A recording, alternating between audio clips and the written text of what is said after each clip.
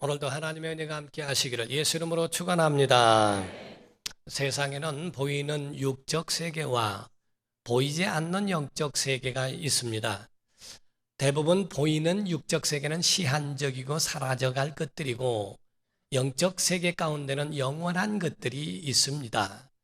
우리가 보이지 않는다고 해서 영원한 것만은 아니지만은 그러나 그 보이지 않는 세계 가운데서 우리 하나님, 천사, 사람만큼은 세 가지 영적 존재들로서 영원한 존재라고 이야기를 합니다.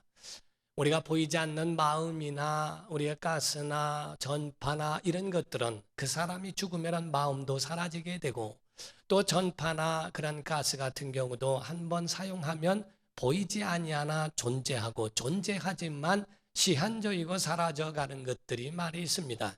그러나 성경 안에 있는 하나님과 천사들과 사람은 영원한 존재들로 기록하고 있어요. 하나님은 어떤 분이신가 말씀하기를 출애굽기 3장 14절에는 나는 스스로 있는 자니라 라고 말씀하시므로 하나님만이 스스로 계신 분이요 나머지 천사와 사람은 피조된 자들로서 스스로 된 하나님께서 존재케 하셔야 영원히 존재할 수 있는 그러한 피조물이라고 말씀합니다. 그러므로 하나님은 영원 전부터 계시고 영원 후까지 계신 분이시며 천사와 사람은 지음을 받던 그 날로부터 영원한 존재라 하는 겁니다. 천사는 사람과 같이 육체가 있는 존재가 아니기 때문에 초월적인 영적 능력 가지고 움직이며 그렇게 살아가지만 그러나 그 천사에게는 기능적으로는 인간보다 더 월등한 초월적 존재일지라도 그들에게는 구원자가 없으며 한번 타락하면 다시 돌아올 수 있는 기회도 없고 오직 종으로서만의 그 역할을 감당해야 할 존재라고 성경은 말씀하고 있습니다. 그러나 사람이라고 하는 존재는 참 신비한 피조물로서 하나님이 이와 같이 사람을 만드셨습니다. 사람을 통해서는 바로 육체, 시한적인 육체도 있고 영원한 영혼도 공존하고 있는 피조물이 바로 사람입니다. 짐승은 죽으면 흙으로 돌아가고 혼비백산되어져 사라져가면 끝나는 것이고 그리고 천사들은 영원한 존재이지만 사람같이 생육하고 번성하고 충만한 그러한 육의 기능이 없는 것이고 그러나 사람은 바로 짐승과 같이 육체도 있는 것 같으나 흙으로 돌아가고 끝나는 게 아니라 영원한 것이 있어 그 영원한 영혼이 영원한 하나님의 나라로 들어갈 수 있는 그런 복된 사람이 바로 하나님께서 베푸신 피조물 가운데의 복된 피조물인 줄 믿습니다. 그런데 그 가운데 첫사람 아담이 처음 영적 사람으로 이렇게 지음을 받았지만 그러나 그가 타락함으로 인하여 그 영혼이 죽게 되었죠. 그 영혼이 생명을 잃어버리게 되어버렸습니다. 그래서 하나님께서는 그 아담을 다시 살리기 위하여서는 아들을 이 땅에 보내주셔야 했고 멸망길에 들어서 영원한 형벌로 들어갈 수밖에 없는 운명의 인간들에게 영원한 생명의 길을 여시며 그 나라를 바라볼 수 있도록 우리에게 정말 생명길을 열어주셨고 우리의 숨통을 틔워주셨다는 것은 하나님의 은혜인 줄 믿습니다. 그래서 예수 이 땅에 오셔서 십자가에 죽임을 당하시고 인간을 위하여 대신 속죄 제물이 되셔서 우리를 위하여 구원의 길을 여셨는데 그분은 죄가 없으신 분이시기 때문에 부활하셨습니다. 그리고 하늘에 오르시고 또 다시 오시리라고 하는 재림을 약속하시면서 교회들에게 신부되는 교회들에게 내가 다시 오마 하는 그 하나님의 그 약속을 바로 예수 그리스도께서 다시 오심으로 인하여 모든 완성을 하실 것에 대하여 미리 예언하셨고 말씀하셨습니다. 그러므로 예수께서 하늘에 오르셔서 무엇을 하고 계실까? 성경에는 크게 네 가지로 말씀하고 있습니다. 예수께서 하늘에서 계신 네 가지의 일이 있는데 첫 번째는 요한일서 2장 1절의 말씀을 하기를 나의 자녀들아 내가 이것을 너에게 쓰면 너희로 죄를 범하지 않게 하려 함이라. 만일 누가 죄를 범하여도 아버지 앞에서 우리에게 대언자가 있으니 곧 의로우신 예수 그리스도시라 라고 말씀을 합니다. 곧 우리가 죄를 범하였을지라도 우리가 실수하고 넘어지고 자빠질지라도 우리를 위하여 중보자 대언자가 계시니 너희에게 바로 이와 같이 예수 그리스도 그분이 너희를 위하여 중보자가 되신다라고 말씀을 하셨습니다. 이와 같이 또 두 번째로는 예수께서 기도해 주신다. 로마서 8장 34절에 보게 되면 말씀하기를 누가 정죄하리요 죽으실 뿐 아니라 다시 살아나신 이는 그리스도 예수시니 그는 하나님 우편에 계신 자요 우리를 위하여 간구하시는 자시니라 라고 말씀합니다. 예수께서 우리를 위하여 중보자가 되실 뿐만 아니라 하늘에서 우리를 위하여 기도해 주신다라고 말씀하고 있습니다. 세 번째로는 사도행전 2장 33절에 말씀하기를 바로 성령을 보내주신다라고 말씀을 하십니다. 그래서 사도행전 2장 33절에 하나님께서 오른손으로 예수를 높이심에 그가 약속하신 성령을 아버지께 받아서 너희가 보고 듣는 이것을 부어주셨느니라 라고 말씀을 하죠. 성령을 받게 된 것도 예수 하늘에 올라가셔서 우리를 위하여 성령을 보내주셨다라고 성경은 말씀을 합니다. 마지막 네 번째로는 요한복음 14장 1절에서 3절에 말씀하기를 너희는 마음에 근심하지 말라. 하나님을 믿으니 또 나를 믿으라. 내 아버지 집에 거할 곳이 많도다. 그렇지 않으면 너희에게 일렀으리라. 내가 너희를 위하여 거처를 예비하러 가노니 가서 너희를 위하여 거처를 예비하면 내가 다시 와서 너희를 내게로 영접하여 나 있는 곳에 너희도 있게 하리라. 아멘. 이와 같이 우리의 믿는 자들의 소망은 천국인 줄 믿습니다. 여러분과 제가 가는 마지막 목적이 어디입니까? 천국입니다. 우리가 이 땅에서 기도하고 응답받고 모든 일이 잘되고 자수성가하고 형통할지라도 자다가 눈을 떴을 때의 지옥이라면 얼마나 황당하겠어요? 얼마나 허무하겠어요? 얼마나 슬프고 낙심하겠어요? 우리가 이 땅에서 조금 힘들고 어려운 삶을 살지라도 우리가 자다가 눈을 떴을 때 영원한 하나님의 나라에 들어간다면 얼마나 보람있고 얼마나 감격스럽고 감동이 있겠습니까? 성경은 우리에게 말씀하기를 사람에 대하여 우리가 불교적인 사람들, 오늘날 예수 믿는 사람들이 불교적으로 생각하는 경우가 있어요. 그러다 우리가 윤회설을 믿는 경우가 있는데 기독교에는 윤회설을 말하는 것이 아닙니다. 혹은 말하기를 우스갯소리로도 이야기하기를 내가 전생에라고 하지만 기독교에는 전생이라는 것이 있지 않습니다. 우리의 한 사람이 태어나면 그 사람의 일생, 한 사람의 인생은 일생으로 맞춰지는 겁니다. 어떤 체면술사에게 어떤 사람이 찾아갔대요. 자기의 전생이 무엇이었는가를 궁금해서. 그래서 체면술사를 찾아갔더니 체면술사가 그간에 체면을 걸더랍니다. 딱 했더니 눈에 보이는 게 있는가? 보입니다. 뭐가 보이는가? 사람들이 많이 있습니다. 사람들이 많이 있는데 뭐 하고 있는가? 사람들이 다 나에게 절을 하고 있습니다. 그리고 또 한쪽에는 여자가 있는데 그 여자는 막 춤을 추면서 그렇게 하고 있습니다.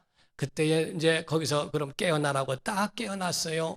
그 사람은 흥분되며 말하기를 아마 나는 전생의 왕이었던 것 같다고 이야기를 했어요. 그랬더니 체면술사 하는 말이 아닙니다. 돼지머리였습니다. 이렇게 얘기하더라는 거예요. 앞에서 춤추고 한 건 무당이었다는 거죠. 지금 오늘날 우리가 전생이라고 하는 옛날에 대하여 내가 어떻게 돌아갔고 하는 그것은 불교적인 겁니다. 기독교에서는 전생을 말하지 않습니다. 한 사람이 태어나 한 사람이 끝을 보는 겁니다. 그 사람이 영원한 생명을 얻느냐 아니면 영원한 지옥으로 가느냐 하는 그 갈림길에서 분명하게 거기서 나누어진다는 것을 우리에게 이야기하고 있습니다. 사랑하는 성도 여러분, 여러분과 저는요 하늘에 있으나 이 땅에 있으나 하나님의 은총으로 살아야 할 피조물이요 그런 존재인 줄로 믿기를 주름으로 축원합니다. 하나님의 역사는 굉장히 신비롭습니다. 하나님은 일방적으로 하시는 하나님의 권한이 있지만 하나님의 권한은 하나님이 하시지만은 하나님은 대부분 인간을 통하여 역사하시되 믿음의 사람들을 통하여 하나님의 거대한 역사를 이루셨다고 하는 것을 성경이 말씀합니다. 복에 대한 것도 축복을 하는 것은 인간이 하며 복은 하나님이 주시겠다는 겁니다. 모세와 아론이 있을진데 모세는 희대에 굉장히 그 시대에 엄청난 사람이었습니다. 물을 가르기도 하고 또 만나를 내리는 일에 대하여 큰 이적과 기사와 능력들을 베풀었던 사람, 그와 같은 리더십이 어디 있으며 그와 같이 엄청난 일을 한 사람은 전에도 후에도 없었다고 보릴 만큼 굉장한 사람이었습니다. 그러나 성경이 말씀하기를 민수기에는 아론에게 하나님이 명령하라고 모세에게 일러주십니다. 하나님이 모세에게 말씀하시기를 아론과 그의 아들들, 제사장들이죠, 그들에게 이같이 말하라. 여호와는 너희를 은혜 주시기를 원하고 지키시기 원하고 긍휼히 여기시고 너희에게 평강 주시기를 원한다. 그들은 내 이름으로 축복을 하면 내가 그들에게 복을 줄 것이라고 이렇게 말씀을 하시죠. 곧 이와 같이 모세에게 축복의 권한도 주실 수 있지만 리더십을 가지고 있으나 아론과 그의 자녀들, 아들들에게 곧 제사장의 역할로서 그 복을 빌 수 있는 축복의 권한을 그에게도 주셨다 하는 겁니다.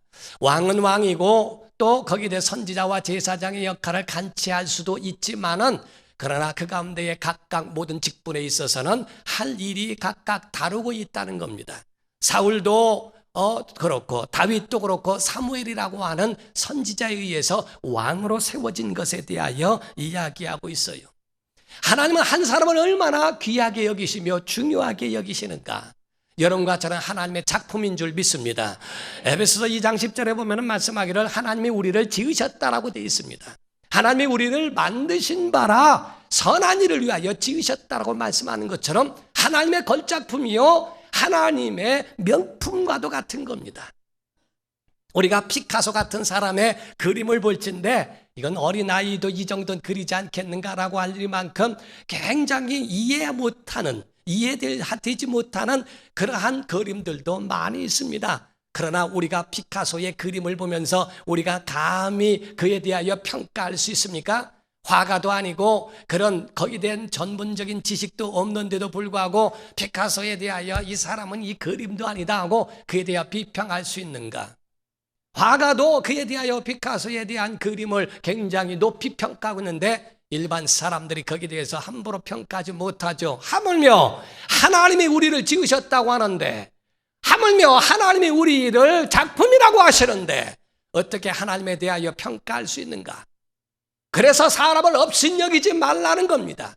한 사람이라도 무시하지 말고 한 사람 한 사람이 얼마나 중요하고 한 사람 한 사람이 얼마나 그들에게 있어서는 하나님 보실 때 귀하게 여기시는가. 성경에 말씀하는 많은 사람 가운데 한 사람 한 사람으로 인하여 그 나라가 구원받은 일들도 많습니다. 애굽의 7년 동안의 가뭄으로 인한 재앙도 요셉 한 사람으로 인하여 그 7년 동안의 가뭄을 극복할 수 있게 하셨고, 또 에스더라고 하는 사람을 통하여 유대 민족이 완전히 하만의 모략에 의해서 몰살당할 지경에 있었을 때에 에스더 한 사람을 통하여 그 유대 민족을 구원케 하는 역사도 있었습니다. 하나님은 이와 같이 시대마다 세우셨고 그들을 통하여 하나님의 놀라운 역사를 이루게 하셨어요. 우리가 엘버트 아인슈타인이라는 사람을 알게 됩니다. 히브리 대학에서는 그 이름을 사용하는 데에 돈을 내게 했고 그 이름을, 그 유명한 사람 한 사람의 이름을 통하여 로얄티를 내는 그 돈으로 히브리 대학에 수입되어지는 돈이 1년에 100억이라고 이야기합니다. 굉장히 많은 사람들이 이와 같이 수입을 받을 수 있는 한 사람의 그 역할이 한 대학에 엄청난 많은 그러한 수입원이 될 수 있는 그러한 근원이 될 수도 있다는 거죠. 한 사람의 훌륭한 사람이 얼마나 중요한가. 그 나라에도 마찬가지로 인물이 필요하고 가정에도 인물이 필요하고 가문의 영광을 위해서는 사람 한 사람이 너무나 중요하다는 거죠. 우리가 개인적으로나 나라적으로 보더라도 망하는 원인 가운데에 몇 가지가 있는데 세 가지를 통하여 볼 수 있습니다. 첫 번째가 부정부패라는 거예요. 사람이 각각 자기 마음대로 세워지는, 자기가 어떠한 권력자의 입장에 있고 부유한 자가 되면 그것을 자기의 것이라 여기지 않고 함께 더불어가는 공동체로 여겨야 하는데, 부유한 것에 올라가기만 하면 오직 자기만 위하여 살아가는 그런 부정부패, 남은 죽어가고 남은 어찌게 됐든 간에 상관없고 그냥 오직 나만 잘 되면 된다고 하는 그 이기적인 그러한 마음과 권력자라고 하는 기득권에 의하여 그러한 소소한 사람들의 것들을 착취하는 그러한 부정부패라고 하는 것 때문에 개인도 문제고 나라도 망한다고 하는 것을 이야기합니다. 고위 간부들이 거기에 대하여 정상적인 부분보다는 편법을 써서 부를 축적하고, 어떤 사람은 자기 집안에 완전히 군인들을 데려다 놓고 군인들이 지키게 한다는 거예요. 경호원들을 아주 한 군대를 데려다 놓고 지키게 할 만큼 자기의 소유를 지켜가려고 하는 그러한 잘못된 사람들도 있다는 거죠. 사람들과 이런 이웃들과 국민들을 돌아보지 못하는 그러한 여유가 없는 사람, 불쌍한 사람들입니다. 두 번째로 이와 같은 문제가 있는 부정부패에 대한 부분들이 있지만은, 그러나 우리가 한 가지 또 봐야 할 것이 있습니다. 먼저 우리가 본문에 보면은 본문에 아브라함이라는 사람과 그의 조카 롯이라고 하는 사람에 대하여 이야기하고 있어요. 하나님이 아브라함을 부르실 때에 롯도 같이 따라온 사람이 되었는데, 이 아브라함과 롯의 관계, 이 두 사람에 대하여 성경이 이야기하고 있는 겁니다. 아브라함은 믿음의 사람이요, 영적 사람이에요. 그러나 롯이라고 하는 사람은 세상 사람이요, 세속적인 사람이요, 또한 육적 사람입니다. 아브라함은 하나님의 말씀을 따라갔고, 롯은 세상 따라 살았던 사람입니다. 쾌락이라면 뭐든지 어떤 대가라도 다 지불할 수 있을 만큼 그와 같이 자기의 모든 자기만 위하여 살았던 사람이죠. 결국에는 아내도 잃어버리게 되었고, 두 딸만 간신히 데리고 소돔과 고모라 그 지역을 빠져나오게 되었지만, 그러나 그날 그 후에도 그 두 딸이 이제는 민족이 없으니 어떻게 하면 좋겠냐, 그래서 고작 생각해낸 것이 자기 아버지를 술 먹여서 잠들게 하고 그와 들어갔다 나왔다, 그 가운데에 그 자매가 아버지와 관계함으로 인하여 자녀를 얻게 됩니다. 촌수가 어떻게 될지도 모르고 정말 모압 자손들과 암몬 족속의 조상이 됐다라고 말할 만큼 저주의 자식들이 이와 같이 나게 되는 부분들을 보게 됩니다. 그의 멸망이, 그의 마지막이 잘못된 것에 대하여 그렇게 그릇된 세상의 생각의 마지막이라고 볼 수 있는 거죠. 우리가 보게 되면 창세기에 보게 되면 12장 1절부터 4절에 보게 되면 이런 말씀이 있어요. 아브라함이 하나님께서 부르신 그 부름에 대한 이야기, 그 첫 번째 있을 때입니다. 여호와께서 아브라함에게 이르시되 너는 너의 고향과 친척과 아버지 집을 떠나 내가 네게 보여줄 땅으로 가라. 내가 너로 큰 민족을 이루고 네게 복을 주어 내 이름을 창대하게 하리니 너는 복이 될지라. 너를 축복하는 자에게는 내가 복을 내리고 너를 저주하는 자에게는 내가 저주하리니 땅의 모든 족속이 너로 말미암아 복을 얻을 것이라 하신지라. 4절을 잘 보세요. 이에 아브라함이 여호와의 말씀을 쫓아갔고 따라갔고, 그랬어요. 여호와의 말씀을, 아브라함은 말씀을 따라갔다는 얘기고, 롯도 한데 어떤 사람은 롯도 복권이 이때 생겼다고 그래요. 롯도 그와 함께, 동의할 수는 없지만 롯도 그와 함께 갔다는 거예요. 롯은 아브라함을 따라갔다는 겁니다. 아브라함이 하란을 떠날 때에 75세였더라 이렇게 되어 있습니다. 자, 아브라함은 말씀을 따라갔고 롯은 아브라함을 따라간 겁니다. 아브라함의 가지고 있는 복을 그냥 받으며 사는 존재가 되었지만 진정한 복의 근원은 아니에요. 그런데 이 롯이라고 하는 사람은 이와 같이 아브라함을 따라간 존재로서 이와 같이 하나님의 복을 받았지만은, 그러나 마지막은 그렇게 부러울 만한 사람은 아니죠. 두 번째 잘못되는 것이 뭐냐면은 다툼이라는 겁니다. 여기서 아브라함과 이 롯의 그 목자들과 그의 종들이 다투기 시작을 했어요. 그래서 창세기 13장 8절에 보게 되면 말씀을 합니다. 아브라함이 롯에게 이르되 우리는 한 친족이라 나나 너나 내 목자나 내 목자나 서로 다투게 하지 말자. 사랑하는 성도 여러분, 가정이나 개인이나 또 나라적으로나 문제가 일어나고 파괴되는 망하는 원인의 두 번째가 다툼이라는 거예요. 싸움이라는 겁니다. 신기하게 부부도 사랑할 때는 그냥 모든 것이 다 얻고 다 모든 것을 다 줄 것 같지만은 한번 다투게 되면은 남보다도 더 보기 싫은 것이 그런 가장 가까웠던 부부지간이라고도 보게 됩니다. 다툼이라고 하는 것은 얼마나 사람의 뼈를 마르게 하고 살을 태우는지 몰라요. 그래서 다투는 가정 안 됩니다. 다투는 사람 안 됩니다. 트러블 메이커 좋지 않습니다. 교회 안에도 다툼으로 하는 것 좋지 않습니다. 나라도 무조건 모든 문제를 놓고 문제를 삼고 그것으로 다툼의 원인이 되는 것 좋지 않습니다. 그저 아내가 남편한테 막 뭐라고 하거들랑 옳지 않은 얘기가 아니라 옳은 말이면 듣기 싫어하지 말고 그냥 목사 설교다 생각하고 묵상하면 됩니다. 아멘도 안 하고 그러네. 그런데 그 가운데에 정말 여자분들도 옳지 않은 얘기를 그렇게 잔소리처럼 할 이유도 없는 거예요. 각각 다툼이 일어날 때 꼭 그 순간에만 얘기해야 되는 거 아닙니다. 그때에 얘기 안 하면 조금 묵혔다가 다음번에 해도 되는 것이고 꼭 다툼이 있는 그때의 그 시간에만 이야기해야 지구가 바뀌고 나라가 바뀌는 거 아닙니다. 그런 게 아니라면 조금 뒤에 그 마음이 사그러들었을 때에 해도 되는데도 그렇지 않고 다툼을 일으키는 건 너무 좋지 않습니다. 잠언서는 말씀합니다. 17장 1절에는 그런 말씀이 있습니다. 마른 떡 한 조각만 있고도 화목하는 것이 제육이 집에 가득하고도 다투는 것보다 나으니라. 이미 잠언서에는 우리에게 이야기하고 있는 것이 이와 같이 다툼이 있어서는 안 된다. 신기한 거는요, 사람에게 신기한 게 하나 있어요. 가난할 때, 힘들고 어려울 때는 협력합니다. 근데 잘 될 때, 잘 나갈 때, 모든 것이 형통할 때 다투기 시작합니다. 아주 잘 될 때, 그때 조심하라는 거예요. 사람들은 잘 될 때, 그때 유혹이 온다는 겁니다.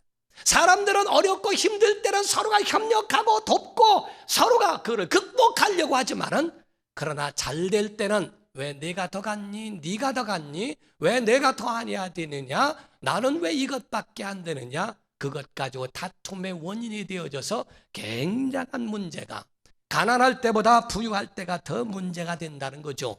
아브람과 롯의 그러한 종들도 똑같이 바로 증식이 되어지고 재물이 많아지니까 서로가 다툼이 되게 된다는 것을 보여줍니다. 세 번째 문제는 잘못된 선택에 있다는 거죠. 순간에 잘못된 그릇된 선택이 자기 영혼을 파멸케 하고 나라와 모든 가정들도 파괴시키는 원인이 될 수 있다는 것을 이야기합니다. 창세기에 보게 되면 13장 10절을 보게 되면 이런 말씀이 있어요. 이에 롯이 잘 주의해 보여서야 할 단어가 있습니다. 눈을 들어라고 했어요. 이에 롯이 눈을 들어 요단 지역을 바라본 즉, 두 번째는 바라본 즉, 첫 번째는 눈을 들어, 두 번째 바라본 즉, 어디를? 요단 지역을. 소알까지 온 땅에 물이 넉넉하니 여호와께서 소돔과 고모라를 멸하시기 전이었으므로 여호와의 동산 같고 애굽 땅과 같았더라. 완전히 에덴 동산이라 라고 보는 겁니다. 그래서 롯은 바로 그에 대하여 눈을 들어보니까 그 눈을 들어서 바라본 요단강을 보면 요단과 그 있는 곳을 보면서 흡족해 하는 거죠. 그런데 14절에 아브라함이 보는 겁니다. 롯이 아브라함을 떠난 후에 여호와께서 아브라함에게 말씀하셨어요. 이르시되 너는 눈을 들어, 똑같습니다. 너 있는 곳에서 북쪽과 남쪽 그리고 동쪽과 서쪽을 바라보라. 똑같은 상황 가운데 있지만은 롯은 소돔과 고모라를 향하여 바라봤고, 그리고 아브라함에게 하나님 말씀하실 때는 북쪽과 남쪽 동쪽과 서쪽을 바라봐라. 하나님이 말씀하고 하나님이 약속한 그것을 보라는 겁니다. 그것을 바라보라. 그것을 바로 너와 내 자손에게 주겠다라고 말씀하시죠. 사랑하는 성도 여러분, 롯은 그의 선택이 내려가는 삶이었고 아브라함은 선택이 올라가는 삶이었습니다. 보이는 것에 대하여서는 아무것도 없는 것 같고 정말 황량한 황무지요 광야 같은 것을 택하였지만은 그의 결단은 어떤가? 우리 사랑하는 성도들의 결단은 무엇인가? 힘들고 어려워도 믿음의 삶을 결단하기를 주님으로 축원합니다. 믿음의 결단, 믿음의 선택이 있기를 예수 이름으로 축원합니다. 믿음의 선택이라고 하는 거, 힘들고 어려워도 세상 바라보지 말고, 힘들고 어려워도 눈을 들어 요단 다 바라보지 말고 눈을 들어 바로 하나님이 약속하신 그 땅을 바라보라는 거거든요. 부모는 자녀들에게 멘토가 돼야 됩니다. 부모는 자녀들에게 영적 지도자, 선지자가 돼야 되고 제사장이 돼야 됩니다. 부모라면 자녀들에게 믿음의 옳은 길을 가르쳐 줘야 되지 않겠어요? 세상에 먹고 사는 것 때문에 야야야 교회 나올 필요 없다, 교회 나만 가면 되니까 너는 신앙생활 그렇게 너무 빠져하지 마라, 신앙생활 하더라도 적당히 해라, 하나님께 그렇게 너무 하는 거 좋지 않다. 하나님께 대하여, 믿음에 대하여 과연 믿음을 쫓아가게 하는가? 아니면 세상 따라가고 세상만 바라보고 세상 출세를 보게 하는가? 어떤 선택을 하냐는 겁니다. 어떤 멘토로 여러분이 서겠느냐는 겁니다. 롯은 그에 대하여 세속적이고 그 속에 믿음이 없고 그 속에 하나님이 없기 때문에 어떤 유혹이 오더라도 그거를 이겨낼 만한 능력이 없습니다. 그런 믿음의 선택을 할 만한 능력이나 판단력이 없어요. 갈팡질팡합니다. 여러분 자녀들이나 모든 사람들이 그 속에 믿음이 없고 하나님이 없다면 과연 그 속에 얼마나 혼란하고 얼마나 분별력이 떨어지겠는가? 갈팡질팡하겠는가? 우리가 기도해야 할 이유가 여기 있는 것이고 하나님을 경외해야 할 이유가 바로 여기에 있는 거예요. 일평생 여러분 믿음의 선택하기 위하여 자녀들이 조금 힘들고 어려워도 믿음으로 이겨낼 수 있도록 멘토가 되어주고 그에 대한 정말 영적 지도자가 되어주기를 예수 이름으로 축원합니다. 그래서 여러분도 믿음으로 승리하고 자녀들에게도 이와 같이 극복할 수 있는 믿음의 야성 있는 사람, 정말 침례 요한이 요단강에서 있을 때에 정말 그가 가지고 있었던 메뚜기와 석청을 먹으면서 약대 토록을 입고 하면서 가운데 믿음의 야성이 있었던 그의 모습과 같이 오늘날 우리에게도 하나님의 약속의 말씀을 붙들고 세상을 이겨낼 수 있는 믿음의 선택이 있는, 믿음의 야성 있는 복된 성도가 되도록 여러분 세워지기를 예수 이름으로 축원합니다. 축원합니다. 기도하겠습니다. 이 시간에 다 같이 통성으로 기도할 때 하나님 우리에게 믿음의 야성 갖게 하소서.